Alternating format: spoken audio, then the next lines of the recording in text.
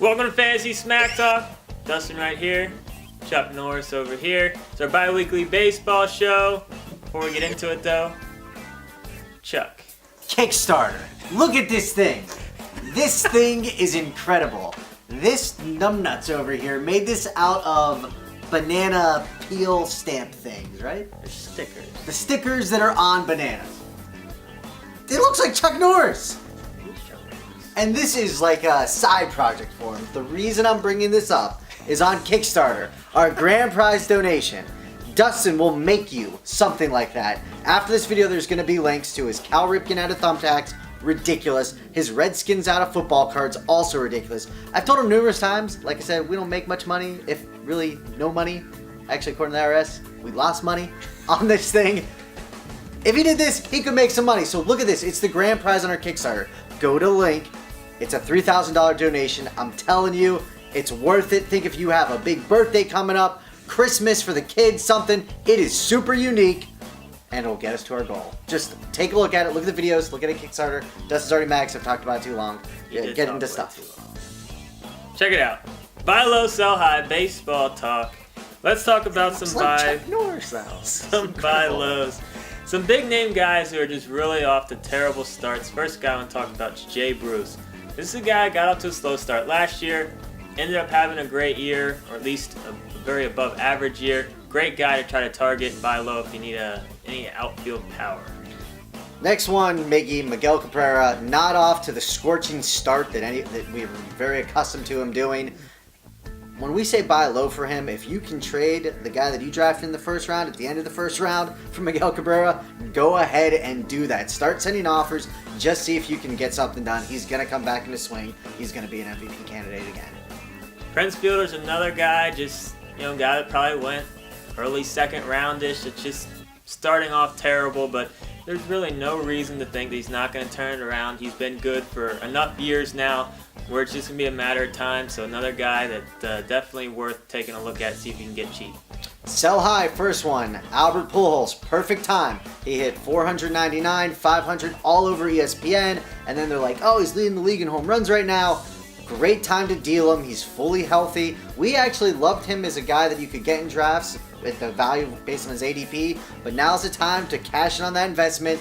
Try to trade him for a very high kind of a first rounder, second rounder. See what you can get out of him. Send an offer for Miguel Cabrera. See if it works. Dustin will say no way. Just try. Try. Next guy kind of pains me that he's on this list, but he's got to be. But Justin Morneau, big fan of his, but he is off to a scorching start. When he's healthy, he can put up big numbers, but he still just tends to get banged up here and there. If you can get any type of decent value for him now, anywhere close to what he's doing right now, you probably want to do that. Does he have the balloon helmet still? I don't think so. That's why he's doing better. No big concussion balloon helmet. And the last one's Alexei Ramirez. Here's the thing with him. He's totally outproducing what we thought he would. He hasn't been, super stellar for the last couple years. He's always a guy that we feel ends up getting overdrafted. This year, at this point, he hasn't been overdrafted. But if you can deal him for that draft day value, plus probably even a little bit more, we said go ahead and just pull the trigger, get rid of him. Must-adds in all leagues. Let's get into that waiver wire. Chris Colabello for the Twins is the first guy I want to talk about.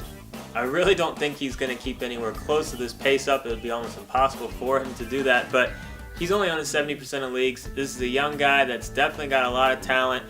26 RBIs already, 12 extra base hits already. This guy needs to be picked up in more leagues because there is a good chance that he at least keeps up fantasy relevant numbers. All right, I'm going to be talking about a catcher. That's Devin Mazaraco. He's been kind of fantasy relevant, teetering for the last couple years. I just scooped him in one of my leagues probably about a week ago now. He's batting .525. That's pretty good. That's ridiculous. 3 home runs, 13 RBIs. Obviously, that pace is going to keep up, but like I said, he's kind of had the pedigree. He's been on fantasy radars. Catcher's not the deepest position. Go ahead and scoop him. Even if you have a catcher that you trust, it's not bad to have a good backup. He's a guy that should be owned on all leagues at this point. Jesse Chavez is next, owned in about 70% of leagues, starting pitcher for Oakland. Kind of the same deal. He's off to a start that he probably won't maintain, but he can still be good enough to be relevant. Over a K per inning so far. He's just another guy that we think needs to be owned in more leagues just in case he does keep up close to what he's doing right now.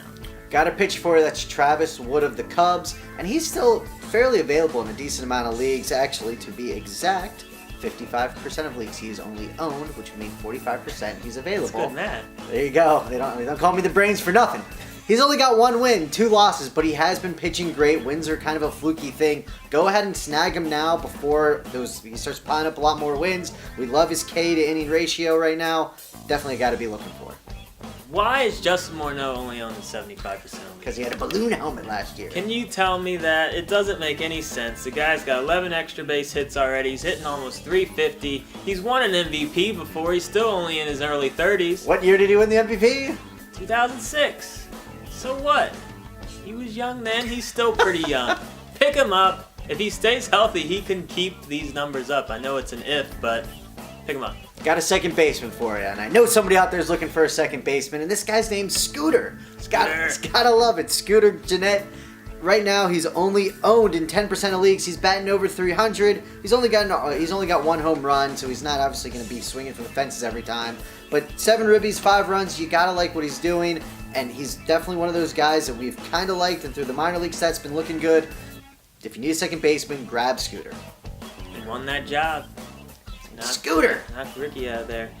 All right, let's talk about some people in deeper leagues. The Tank, Viciedo. Shocked to see that he's only owned in 15% of leagues. You said that all last year, too.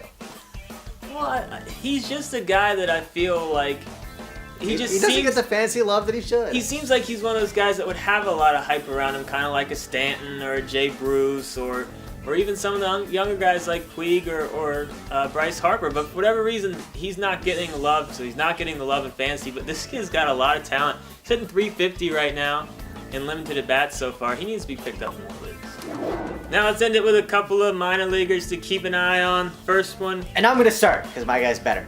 Dylan Bundy. Love the pedigree of this guy.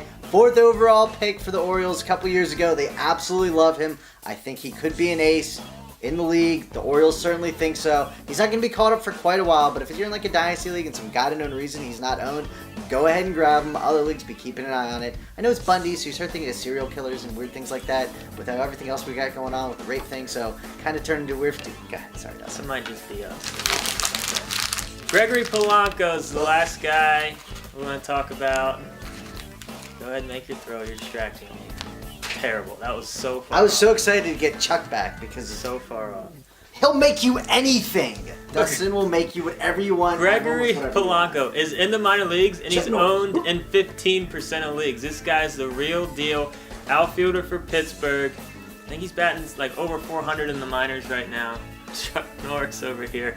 Give him a look. Even in standard leagues, he's probably going to get called up in a month or so. He could have value this year for sure. And there's green stickers on it, but it must look in orange because there's a green screen behind us. We're putting away our secrets if it doesn't look great, but this is his like side project. Take a look at the links. Chuck over look at here. the links. Dustin right it's here. It's amazing. He'll make you anything. 3 G's. Check it's out well our worth Kickstarter. it. I'm telling you, it really Few is. days left.